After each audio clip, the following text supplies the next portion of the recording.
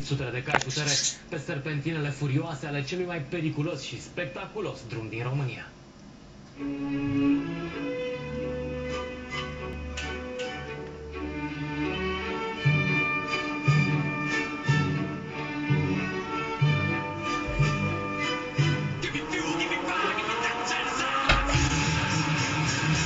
Au fost ei copleșiți de tunelurile din Casa Poporului, dar Transfăgărășanul le-a tăiat răsuflarea și au încălzit motoarele înainte de a intra pe traseu.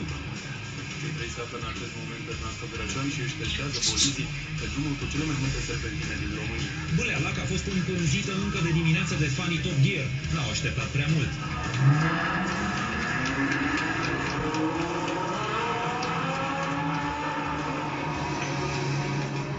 Jeremy Clarkson a dansat cu Aston Martinul pe serpentine. May, supranumit Capitanul Domol, a luat cu grijă curbele în Lamborghini, iar Hammond a galopat cu căluțul pe Transfăgărășan. Fanii cocoțați pe culmile făgărașului au amețit urmărindu-i pe cei trei. Rapizi, pentru că n-am putea să-i văd de aproape decât.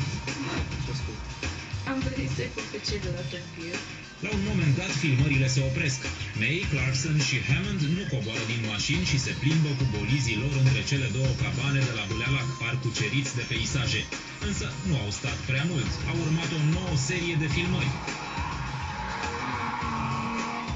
Pauza de masă i-a prins pe cei trei la cabană. Au mâncat pe fugă câte o porție de piept de pui cu cartofi prăjiți și au fugit înapoi la muncă. Abia cu câteva minute în urmă, cei de la Top Gear au terminat filmările. Mai este programată o sesiune de filmări și mâine.